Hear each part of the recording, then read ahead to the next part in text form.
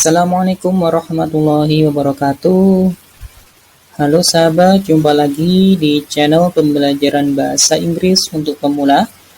Ini merupakan video ketiga. Di video ini kita akan membahas tentang pronoun atau kata ganti. Sebelum video pembelajaran ini kita mulai, tolong jangan lupa klik tombol subscribe-nya ya.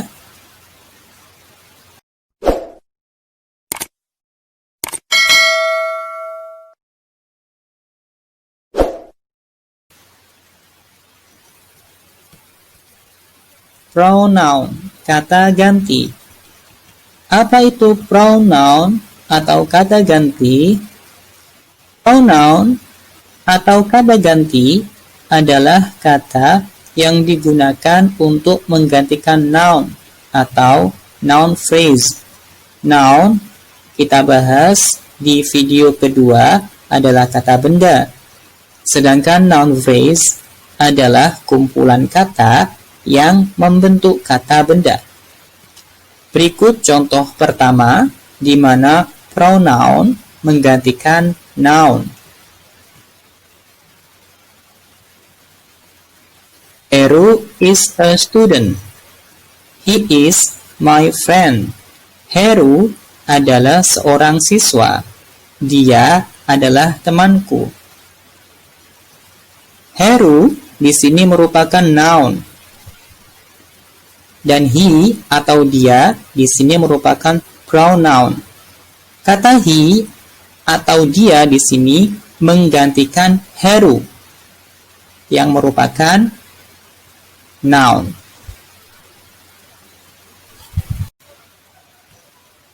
Contoh kedua, menggantikan noun phrase.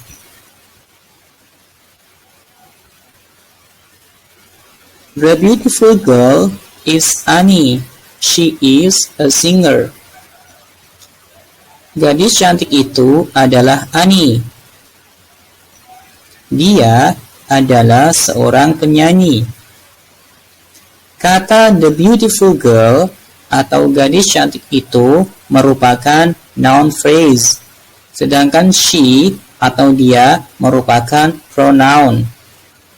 Kata she atau dia dalam kalimat kedua ini menggantikan kata the beautiful girl atau gadis cantik itu yang ada di kalimat pertama.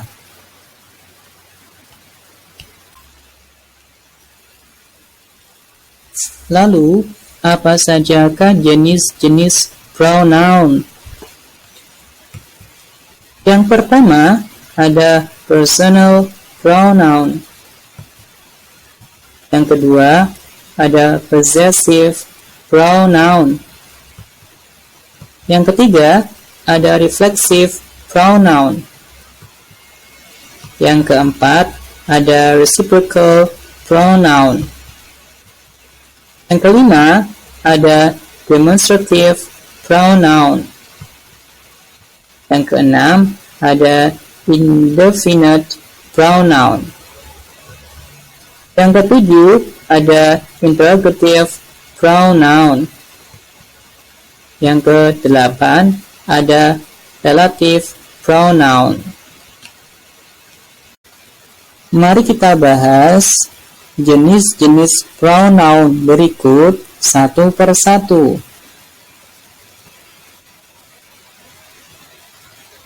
Satu, personal pronoun. Personal pronoun adalah kata ganti orang atau benda yang menunjukkan si pembicara atau orang ke-1, lawan bicara atau orang kedua, dan yang dibicarakan atau orang ketiga.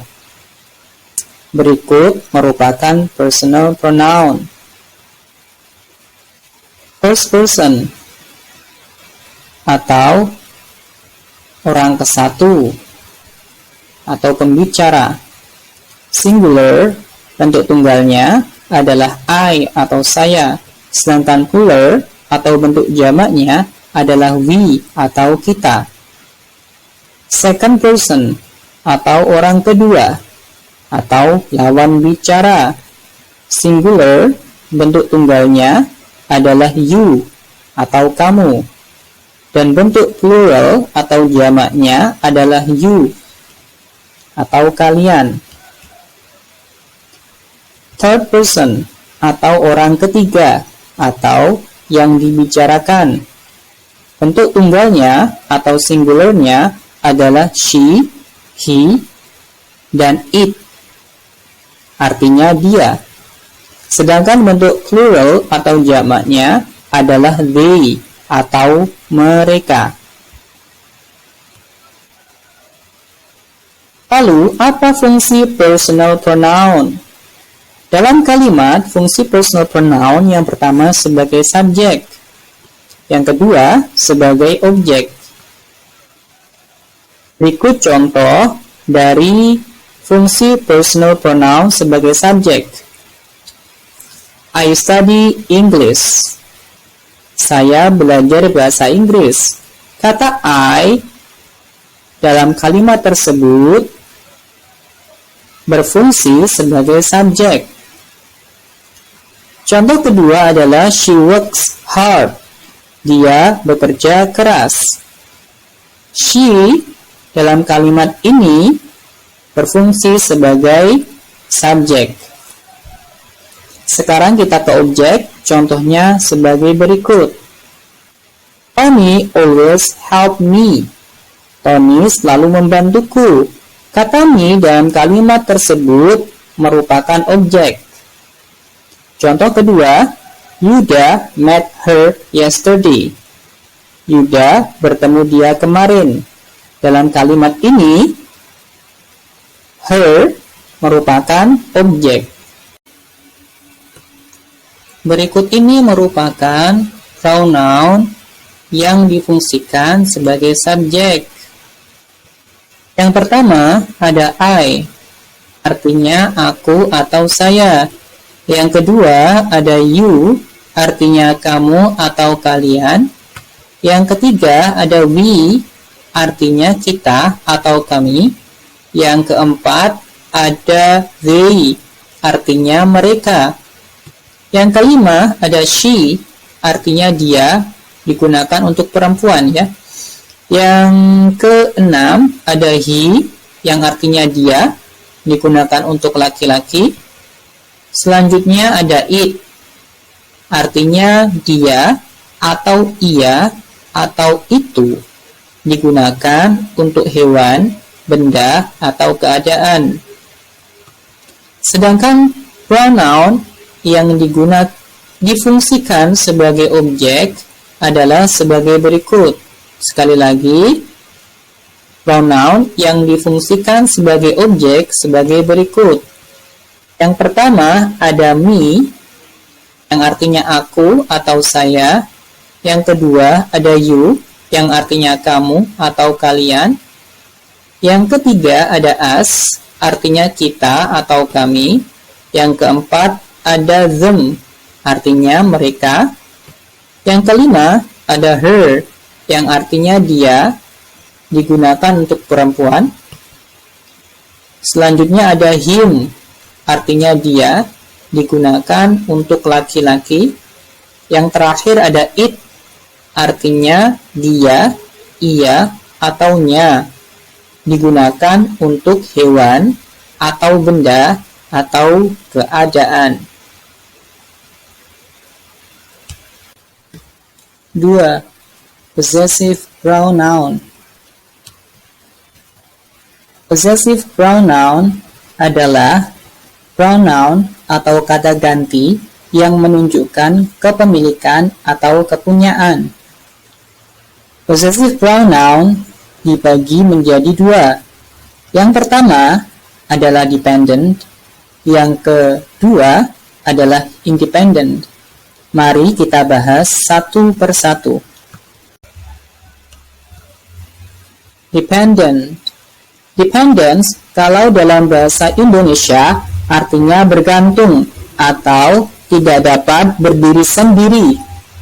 Oleh karena itu, possessive pronoun jenis ini harus diikuti oleh noun atau kata benda.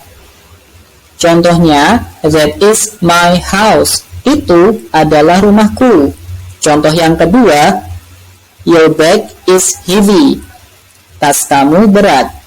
Kata-kata yang tercetak warna biru merupakan possessive pronoun jenis ini, sedangkan kata-kata yang tercetak warna hijau merupakan noun atau kata benda. Berikut adalah anggota possessive pronoun jenis dependent. Yang pertama adalah my, artinya ku. Contohnya my pen. Yang kedua adalah your, artinya kamu. Contohnya your book. Yang ketiga adalah our, artinya kita atau kami. Contohnya our ball. Selanjutnya ada their, artinya mereka. Contohnya their hobby. Selanjutnya ada her, memiliki arti nya dan digunakan untuk perempuan. Contohnya her ball. Selanjutnya ada his, memiliki arti nya, digunakan untuk perempuan. Contohnya his ruler. Selanjutnya ada its, memiliki arti nya dan digunakan untuk benda atau hewan.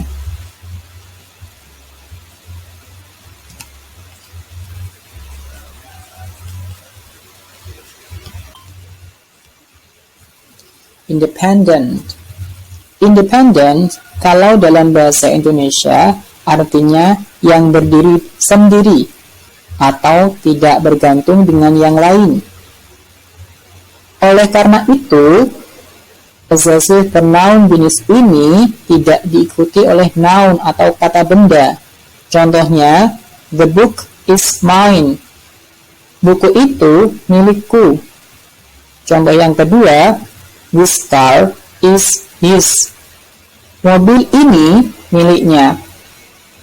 Kata-kata yang tercetak warna coklat merupakan possessive pronoun jenis ini. Berikut merupakan anggota possessive pronoun jenis independent. Yang pertama ada mine, artinya milikku. Yang kedua ada yours, artinya milik kamu. Yang ketiga ada ours, artinya milik kita atau milik kami. Selanjutnya ada theirs, artinya milik mereka.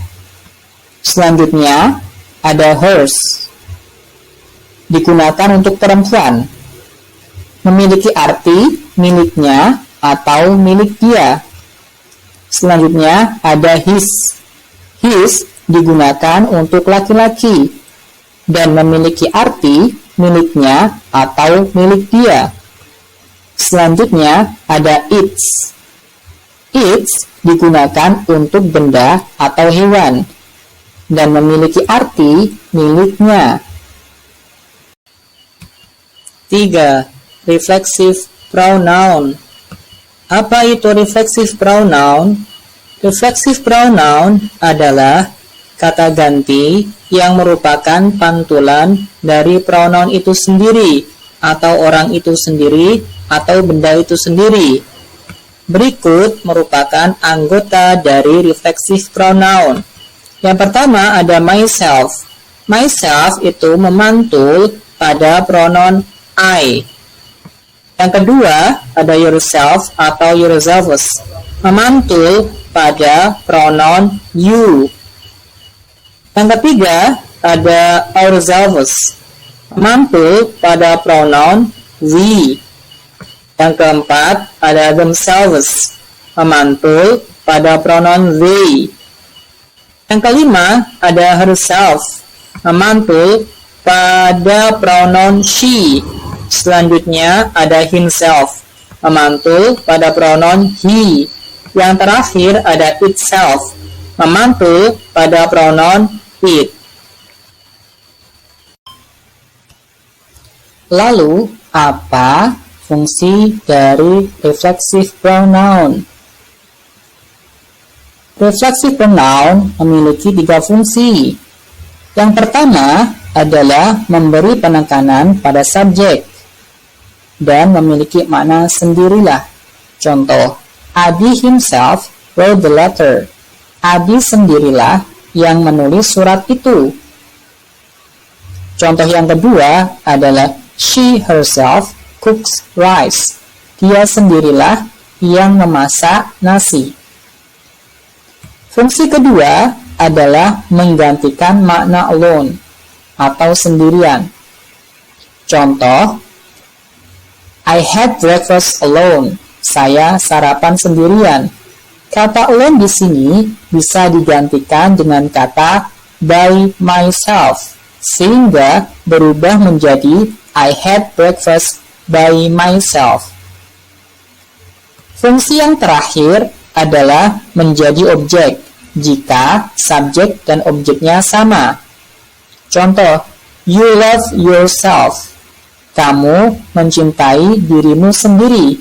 Kata you dan yourself adalah sama atau merujuk kepada orang yang sama. 4. Reciprocal pronoun. Reciprocal pronoun adalah pronoun yang menunjukkan adanya suatu interaksi atau hubungan timbal balik antara dua hal atau lebih. Reciprocal pronoun memiliki makna saling. Ada 2 jenis reciprocal pronoun. Yang pertama adalah each other. Yang kedua adalah one another. Each other digunakan untuk 2 orang atau 2 pihak. Contoh, Romy dan Julie love each other. Romy dan Julie saling mencintai. Sedangkan one another digunakan untuk lebih dari 2 orang atau 2 pihak. Contoh, the students help one another. Para siswa saling membantu. 5. Demonstrative pronoun. Demonstrative pronoun adalah kata penunjuk yang difungsikan sebagai pronoun. Ada 2 tipe pronoun ini. Yang pertama adalah singular. Yang kedua adalah plural. Singular adalah demonstrative pronoun yang menggantikan kata benda tunggal. Anggotanya ada 2. Yang pertama ada this, artinya ini. Yang kedua ada that, artinya itu. Keduanya tidak diikuti oleh noun atau kata benda. Berikut adalah contohnya. This is my house. Ini adalah rumahku. Kata this di sini menggantikan kata benda my house. Sedangkan jenis plural adalah demonstrative pronoun yang menggantikan kata benda jamak. Anggotanya juga ada 2. Yang pertama ada these, artinya ini. Yang kedua ada those, artinya itu. Keduanya juga tidak diikuti oleh noun atau kata benda. Berikut adalah contohnya. Those are my shoes. Itu adalah sepatuku. Kata those di sini menggantikan kata benda my shoes.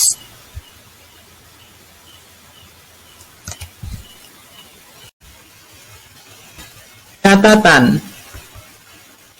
Kata-kata this, that, these, those apabila diikuti oleh kata benda atau noun, maka mereka disebut demonstrative adjective. Contohnya, those cars are mine. Mobil-mobil itu milikku. Those di sini disebut demonstrative adjective karena dia mengikuti cars yang merupakan noun atau kata benda. Sedangkan apabila this, that, this, those tidak diikuti noun atau kata benda, maka mereka disebut demonstrative pronoun. Contohnya, that is your book. Itu adalah bukumu. Kata that di sini tidak diikuti oleh kata benda, tetapi dia menggantikan kata benda, yaitu your book.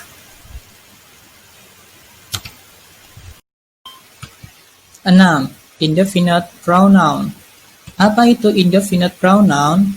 Indefinite pronoun adalah kata ganti yang tidak pasti, tidak merujuk ke seseorang, tempat, atau benda tertentu. Berikut merupakan anggotanya. Yang pertama, indefinite pronoun untuk orang, yaitu ada everyone atau everybody yang memiliki arti semua atau setiap orang. Yang kedua, ada someone atau somebody yang memiliki arti seseorang. Yang ketiga, ada anybody atau anyone yang memiliki arti siapapun. Dan yang terakhir ada no one atau nobody yang artinya tak seorang pun. Selanjutnya, indefinite pronoun untuk tempat. Yang pertama ada everywhere, artinya di mana-mana atau kemana-mana. Yang kedua ada somewhere, yang artinya suatu tempat. Yang ketiga ada anywhere, yang artinya dimanapun atau kemanapun. Dan yang terakhir ada nowhere, yang artinya tidak dimanapun juga atau tidak kemanapun juga. Yang terakhir, indefinite pronoun untuk benda, yaitu ada everything, yang artinya segala sesuatu. Selanjutnya ada something, yang artinya sesuatu. Yang ketiga ada anything, yang artinya apapun. Yang terakhir ada nothing, yang artinya tidak apa-apa. Contoh. Berikut adalah contoh penggunaan indefinite pronoun. Yang pertama adalah someone gave me this book. Seseorang memberiku buku ini. Kata someone atau seseorang belum jelas merujuk kemana. Apakah dia laki-laki? Apakah dia perempuan? Selanjutnya, contoh kedua adalah I won't tell your secret to anyone. Saya tidak akan memberitahukan rahasiamu kepada siapapun. Kata-kata anyone atau siapapun juga belum jelas merujuk ke siapa. Yang terakhir, he would like to go to somewhere this summer. Ia ingin pergi ke suatu tempat musim panas ini. Somewhere atau suatu tempat ini juga belum jelas. Kemana? Apakah ke Bali, ke Jakarta, ke Paris, atau tempat yang lain? Interrogative pronoun. Interrogative pronoun adalah kata ganti yang difungsikan sebagai kata tanya. Berikut adalah anggotanya. Yang pertama ada who. Who artinya siapa dan digunakan untuk menanyakan subjek orang. Yang kedua ada what yang artinya apa, digunakan untuk menanyakan semua noun atau kata benda, baik itu subjek ataupun objek. Yang ketiga ada whose, yang artinya milik siapa, digunakan untuk menanyakan kepemilikan.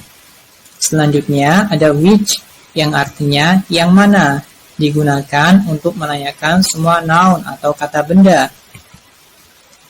Yang terakhir ada whom, yang artinya siapa, digunakan untuk menanyakan objek orang. Berikut adalah contohnya. Yang pertama ada who atau siapa. Contohnya adalah who will treat us, siapa yang akan mentraktir kita. Kalimat kedua, Tia will treat us, Tia akan mentraktir kita. Kata-kata who atau siapa di sini merujuk atau menggantikan kata Tia. Contoh kedua adalah penggunaan whom. Contohnya adalah whom will Tia treat? Siapa yang akan Tia traktir? Tia will treat us. Tia akan mentraktir kita. Kata-kata whom atau siapa di sini merujuk atau menggantikan kata us atau kita. Selanjutnya, penggunaan what. Contohnya adalah what did you buy? Apa yang kamu beli? Selanjutnya ada I bought sugar. Saya membeli gula. Kata-kata what atau apa di sini menggantikan atau merujuk kepada kata sugar yang artinya gula. Contoh selanjutnya adalah penggunaan whose. Whose bag is this? Tas milik siapa ini? That is mine. Itu milikku. Kata whose yang artinya milik siapa di sini menggantikan kata mine yang artinya milikku. Contoh kalimat adalah which. Which bag is yours? Tas yang mana milikmu? Mine is the black one. Milikku tas yang berwarna hitam. Kata which di sini menggantikan kata the black one. 8. Relative pronoun. Apa itu relative pronoun? Relative pronoun adalah kata ganti yang berfungsi untuk menghubungkan kalimat yang menerangkan noun atau kata benda. Kata benda di sini bisa berupa manusia, hewan, atau barang. Berikut adalah anggotanya. Yang pertama ada who, digunakan untuk subjek orang. Yang kedua ada whom, digunakan untuk objek orang. Yang ketiga ada which, digunakan untuk subjek atau objek yang berupa benda selain orang. Selanjutnya ada whose, digunakan untuk kepemilikan orang atau hewan. Yang terakhir ada that, digunakan untuk subjek atau objek orang atau benda. Kata-kata who, whom, which, whose, dan that di sini nanti memiliki makna yang. Yang perlu diketahui di sini, kata that itu bersifat netral sehingga bisa digunakan untuk menggantikan kata who, whom, dan which.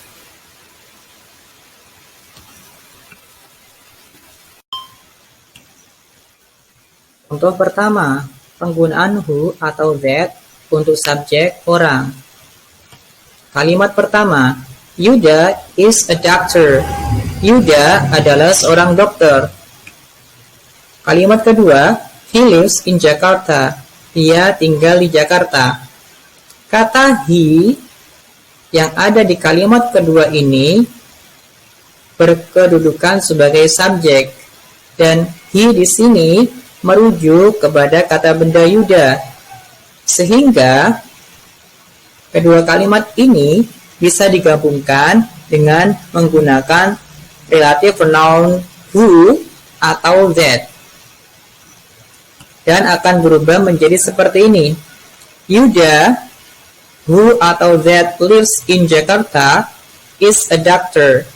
Yuda yang tinggal di Jakarta adalah seorang dokter.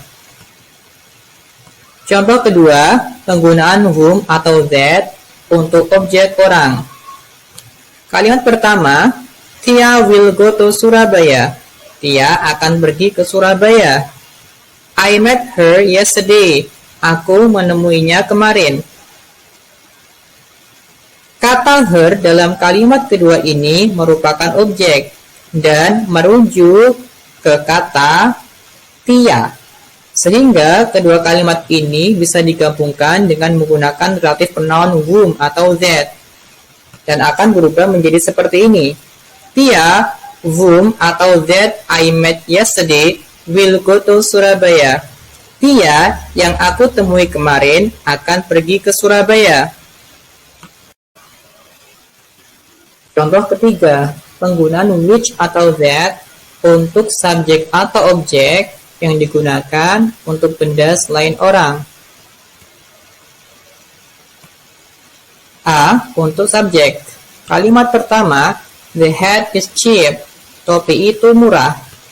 Kalimat kedua, it is black. Topi itu berwarna hitam.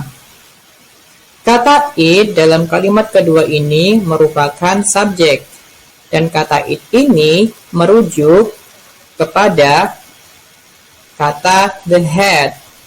Sehingga kedua kalimat ini bisa digabungkan menjadi satu dengan menggunakan relative pronoun which atau that dan akan berubah menjadi seperti ini. The hat which atau that is black is cheap. Topi yang berwarna hitam itu murah. Sedangkan untuk objek berikut contohnya. Kalimat pertama, the hat is cheap. Topi itu murah. I put it on the table. Aku menaruhnya di atas meja. Kata it dalam kalimat kedua ini merupakan objek dan merujuk ke kata benda the hat. Sehingga kedua kalimat ini bisa digabungkan menggunakan relative pronoun which atau that dan akan berubah menjadi seperti ini. The hat which atau that I put on the table is cheap.